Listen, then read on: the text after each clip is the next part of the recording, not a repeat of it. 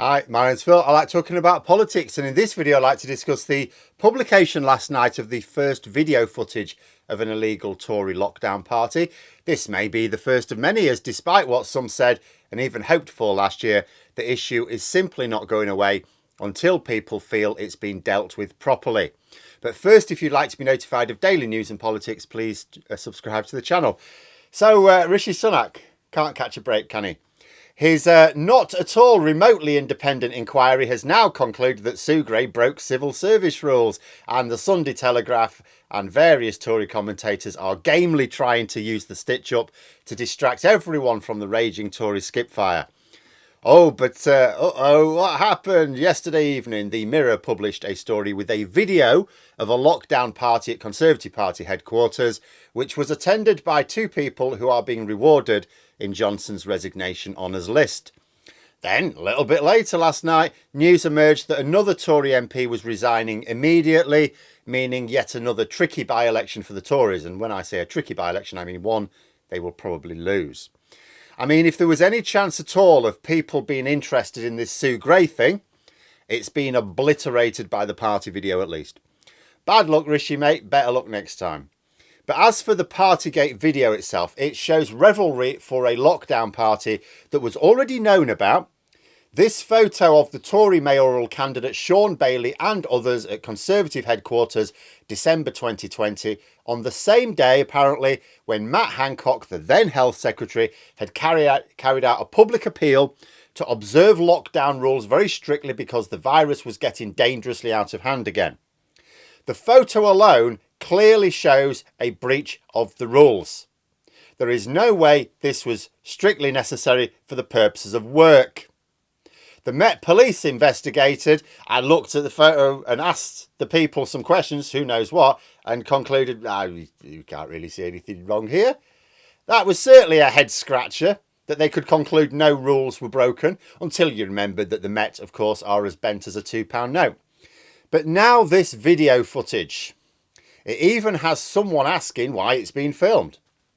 Reasonable question. Why on earth? Why on earth do you film yourself and your colleagues breaking the law? I'm not really sure there was a robust explanation given, but what certainly emerged from the audio was the discussion that they knew they were breaking the rules. They referred to it as bending the rules. Oh, is this all right? Yeah, as long as we don't stream us bending the rules. A well-known phrase for doing something wrong in a way you reckon you can justify if pressed. It's also worth remembering just how hurtful all of this will be to a lot of people. See, at the time that these illegal parties were taking place, some were losing loved ones. I mean, they may have been losing loved ones to the callous policies of the Tories, like putting COVID-infected patients into care homes, exposing some of our most vulnerable citizens. But for whatever reason, people were losing loved ones, but being unable to be with them. Like at other times, they could have been at their bedside. No. Because of the Tory rules, which were appropriate. Remember, it's not the people who followed the rules that did wrong, it's those who broke them. Many could not even attend the funeral either. Then in late 2021, the Partygate stories started to break. Boris Johnson could have seen the jig was up, admitted to them and apologised. He probably would have gotten away with it. He certainly would have gotten away with it to a greater extent than he has. But it would have at least brought the issue up one last time, it would all come out and then it would be done. But no, he decided to lie about it. And he told the most ridiculous lies, which the journalists covering it had no problem exposing with their follow-up leaks. Boris Johnson ended up dragging Partygate out over a period of 19 months, all quite unnecessarily.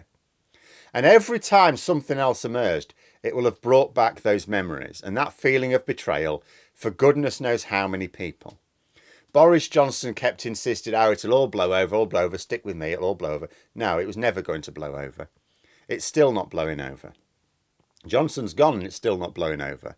And why? All because of Johnson's hubris.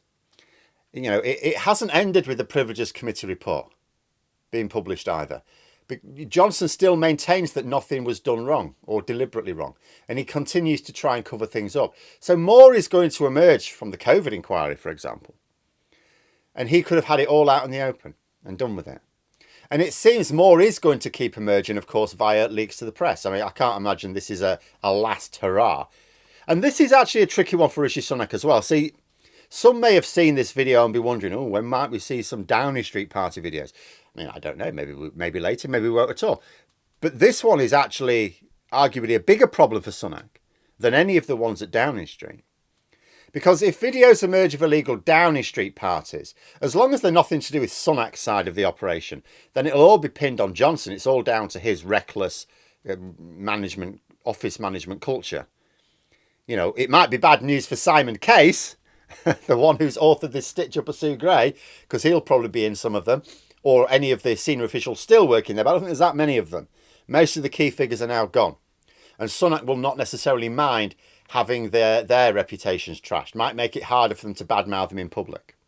But this one at party headquarters is different, really, for a few things. It brings into focus the honours list again. Sunak keeps insisting that he's following precedent in not blocking the honours. But is there a precedent for honouring people who've just recently been caught breaking the law, especially in a way which clearly offends public sensibilities? I don't think Rishi Sunak gets to dodge responsibility on this one. Yes, absolutely true that prime ministers do not tend to block honours from their predecessors, apart from anything else that could look political. But it is also true that prime ministers tend not to give honours to people who have only just been disgraced in public. The disgrace usually emerges sometime afterwards, if it does at all. But secondly, some of those people, maybe even, those people could all of them maybe, but they could still be working in the party. These aren't Johnson's people. These are the Conservatives' people. And Sunak is now the Conservative leader. And you have to think to yourself, so now we've got proof of lockdown parties in Downing Street, lockdown parties in Conservative Party headquarters. This starts to look like a Conservative Party culture. And why it's relevant now is not just because we might have to think, hang on, were there lockdown parties in other government departments or something like that? There is that. But there's also it's the attitude. It's the attitude that the rules don't apply to them. So what is going on now? They can have parties now. It's perfectly lawful to have parties now if they want. But what other law breaking is going on? Because they don't think the rules apply to them, as long as they don't, publish it, as long as they don't get caught on camera. What rules don't apply to them now as far as they're concerned? This is a Tory party issue. One of the potential Tory candidates for the next London mayoral contest, Susan Hall, was talking about setting up specialist units in the Met to deal with organised crime, as if it has very much to do with her. That's much more the Home Secretary. But never mind that. I posted the story to her and asked her what her thoughts were on organised crime at her own party's headquarters. That's in London. Shockingly, I did not get a response. Almost like Tories aren't actually bothered about organised crime. Or maybe she didn't agree with my description, because nothing the Tories ever do is organised. Of course, the Met Police will have to investigate again quite how they didn't find the people in attendance based on the very clear enough photographic evidence at the time. That'll confuse people, but surely impossible to dismiss the case now. Absolutely impossible. Which means that this one leaked video alone is now going to string out the story. And that's assuming there are no further videos to come, which, as I say, surely there will be. There will have to be a police investigation. Sunak will be expected to do something as party leader, I assume. So maybe he'll just fall back onto his, I'll launch a 6-month inquiry of my own. Oh, but I'll have to wait for after the police one. Then I'll start a 6-month one, hoping it ends up finishing after the general election. But at some point, one or both investigations will report back, and then it'll be in the news again. I said way back when the Tories were desperately trying to lie their way out of this, there is never going to be a time when there isn't more to emerge. They should have been open about it when they got caught. It would have been uncomfortable for them, but they should have done that. A frank admission and fake apology would have taken the sting out of the whole thing. And all the investigations which then took place, which remember, every investigation that's taken place has uncovered more. Those investigations wouldn't have taken place. The Sue Gray report, they wouldn't have to be having a moan at her. The Met Police investigation, the Privileges Committee inquiry, none of this would have happened. If they'd have just come out and said, yeah, this happened. And they wouldn't have had to admit to everything. They'd have just said, this sort of thing happened. And there would have been limited scope in journalists trying to dig more then. And they just made this a much bigger problem for themselves and caused more unnecessary hurts to the public by stringing it out. I strongly suspect that an urgent question could be tabled tomorrow to ask the Prime Minister what he's going to do about this. Sunak is probably planning to dodge the Johnson report debate tomorrow, but he is in Parliament because he's going to lead a debate on technology. So if an urgent question is granted, he won't really have a good reason for not responding to himself. He can't claim he's busy because he's due in the House anyway. I'm sure he still will hide and leave it to Penny Mordaunt to deal with, mind you, but it will be fairly blatant he's hiding. He will certainly not be able to avoid the questions on Wednesday. I mean, he won't answer them, but he won't be able to avoid the questions. Because Sunak does have something to not only say but do here. Like I said, this is a party which reflects on the Conservative Party as a whole, not just Johnson's management culture.